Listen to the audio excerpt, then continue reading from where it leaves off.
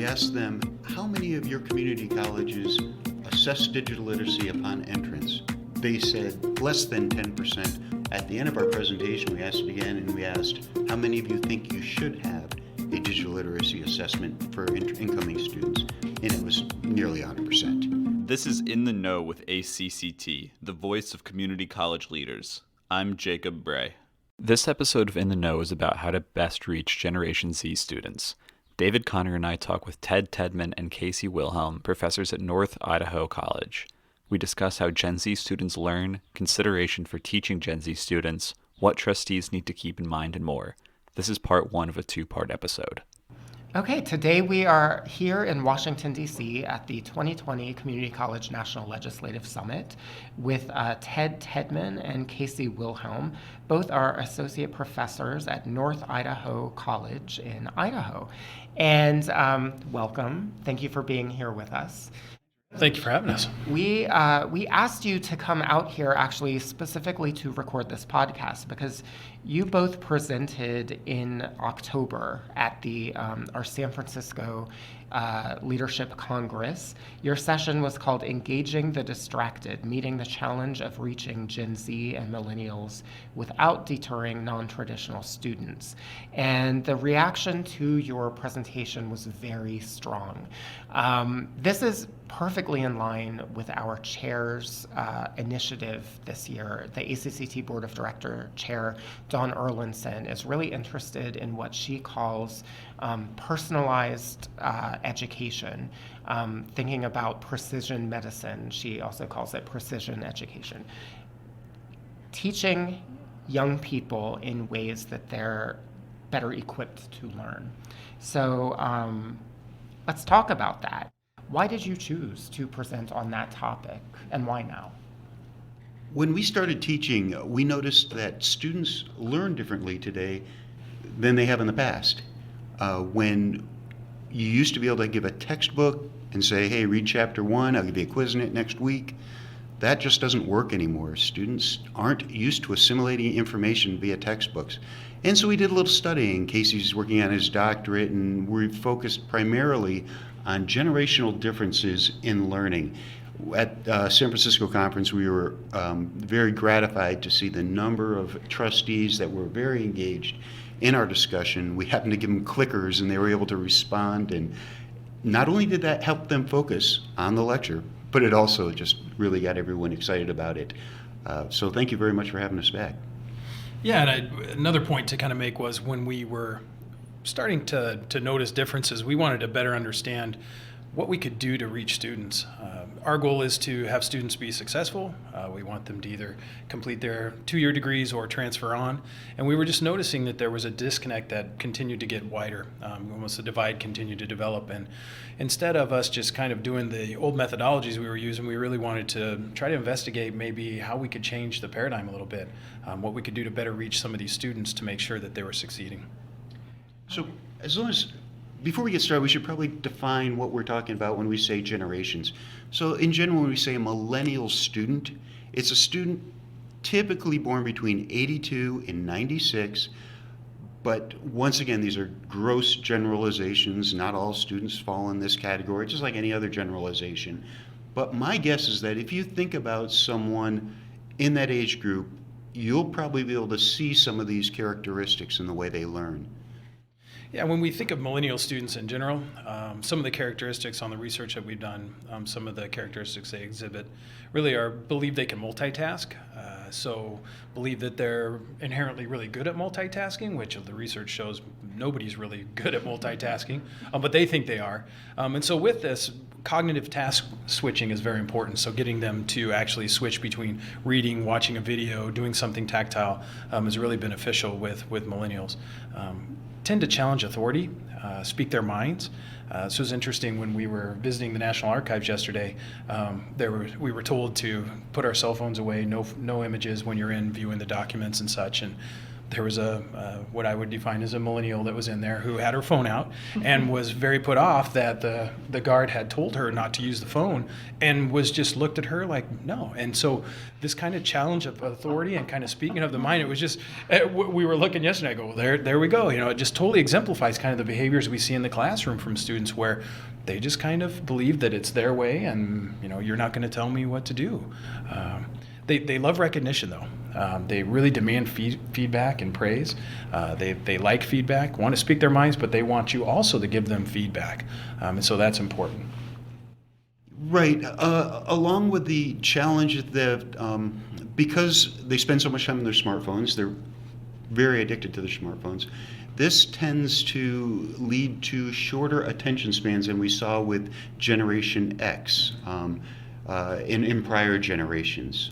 It's important to keep them on task for maybe 10 minutes at a time, and then, as Casey mentioned, cognitively switch them. Okay, now it's time for a video, now it's time for a quick break, do something else. That's how you keep their attention, by making it shorter. Likewise with the assignments.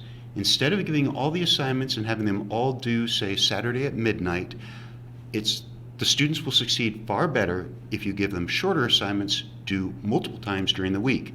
The short assignment is due Tuesday, the short assignment is due Thursday, the short assignment is due Sunday. So they're getting into the content repeatedly rather than waiting to the end of the week. Because of their organizational skills, the lack of organizational skills, they'll put it off. So it's much better to break it up. Then we kind of look at switching over, and majority of the students we were looking at were in the millennial kind of category. But then we wanted to better understand a little bit about this whole idea of what Gen Z is, and is there indeed differences between millennials and Gen Zs and how they learn. Traditionally defined Gen Z 95 through 2015 but once again, generalization, we kind of see a spread between categories. But with Gen Z students, particularly, what we're finding is tend to be very social. This lends itself well to a flipped classroom approach, whereby having students actually do the reading before coming to class and then have engaging in kind of active discussions from there. We find that social aspect is very, very important to Gen Z students. Digital natives is what we define them as, so growing up with digital technology. Being used to using that in their everyday lives, wanting to be able to scale assignments to smartphones and different devices for engagement. But that said, we find that Gen Zs lack traditional keyboarding skills. And we see this bleeding into some of the assignment types that we give when we're assessing writing and doing that we can see there's almost a choppy pattern of thought that happens because they lack that keyboarding skills to be able to articulate thoughts together into long blocks. Yeah, if you think about that, these students grew up with smartphones. The primary means of accessing the internet was no longer on the laptop or the desktop computer. It was via a smartphone. So that's how they're used to. They can type with their thumbs like no one you've ever seen before. But when it comes to a keyboard, they're often challenged in putting a stream of consciousness down on a sheet of paper. That'll be very, very choppy. Going back to what Casey said about the social aspect of the Gen Zs relative to millennials and previous generations, you can use this to your advantage if you're an instructor or if you're in the workplace. For example, if we have a student that asks for extra time on an assignment, if it's a Gen Z, we can just say, well, I'd love to, but how can I do that and be fair to your classmates who got their work in on time? A Gen Z will accept that immediately and say, yeah, you're right. I'll get my work in on time next time. A millennial will say, wait, you don't understand my situation. It's different. So it's fun, and if you know Gen Zs and millennials, I'd ask you to take a look at that and see if you can sense a different attitude. And then kind of just a couple other things with Gen Z students is really visual in nature. I mean, think of how much they're engaged with smartphones and digital technologies. Most everything's visually driven. And so being able to provide methodologies that give that visual aspect is really important, whether it be in video or even print.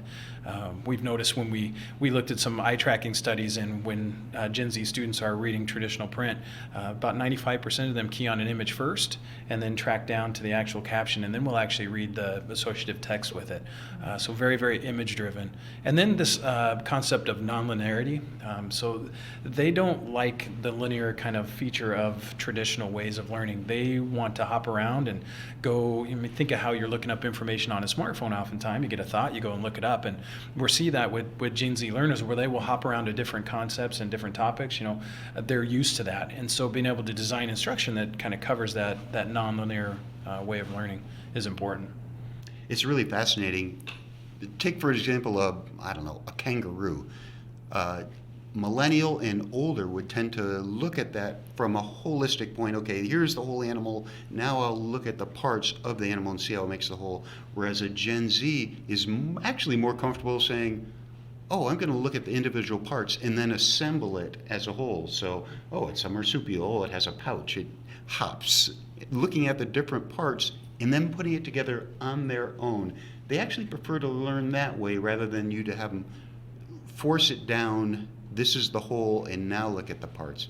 It's fascinating the way they learn, but if you think about the way they're used to assessing information through a smartphone, they're jumping around all the time. They're hopping on Wikipedia, they're hopping on Twitter, they're doing their Snapchat, jumping from thing to thing, and they're comfortable with that.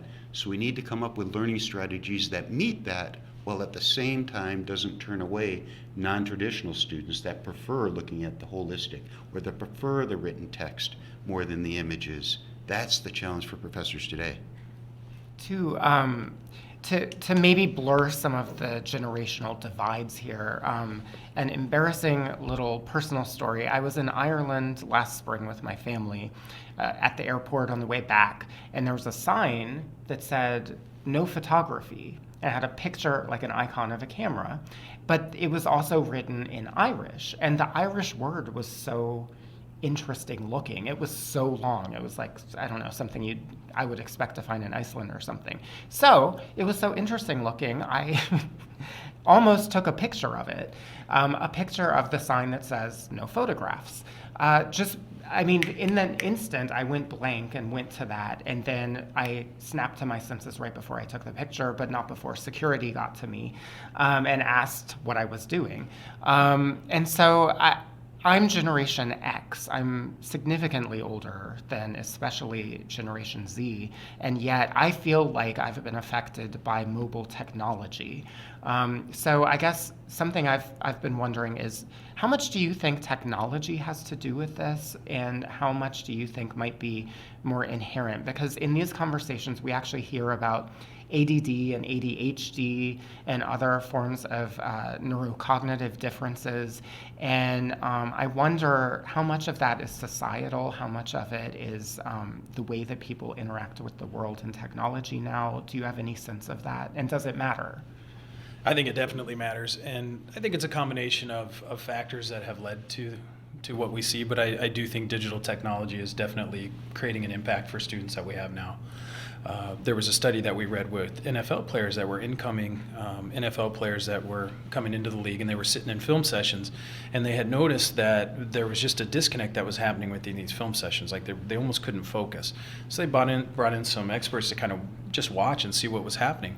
Well, it was essentially a physical disconnect from their devices, because in these sessions they would make the players take their phones and put them away and isolate them, and then they could use them when the sessions were done. So they didn't want anybody disengaged or doing anything on social media. Well, they don't want to record the plays and everything too. They don't want that to get out. Right. And so they were removed from their devices. Well, they brought them in and just watched behavior. Well, they found that 27 minutes was kind of the break point at which they had to give a social media break, or at least give them their phones back, because they were just so disconnected as a result of being removed from it.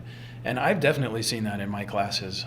We teach at a community college, as we said, in North Idaho, and our student population, even with a class that's 50 minutes, I about halfway through just kind of stop, let them take a little break to reconnect, because I noticed their attention spans, they don't have them. And so I almost call it, hey, take a social media break, use the restroom, do whatever. We'll reconvene in 5 minutes, and then we'll get back and kind of go back on task.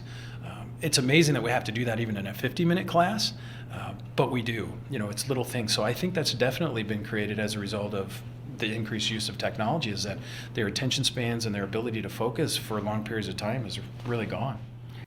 This has been part 1 of a 2-part episode about Generation Z students. In part 2, we'll pick back up with discussion of Generation Z students and their use of technology, specifically smartphones. Make sure you subscribe so you're notified when we release part 2 next week. Thanks for listening. We'll see you soon.